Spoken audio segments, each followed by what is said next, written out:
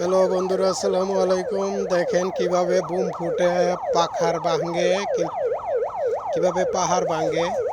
অনেক বছর ধরে পাহাড় ভাঙতেছে, আজকে আবার বুম ফুটাইতেছে। দেখেন কিভাবে বুম ফুটাইব। বুম ফুটবে মানা মানা তং মেরা।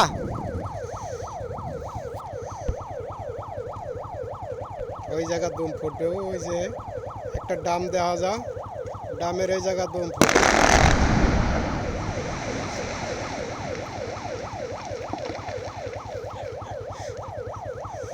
বুম ফুটে গেছে, এই পাহাড়টা পুরাটাই বুম ফুটায় ভাঙছে। দেখেন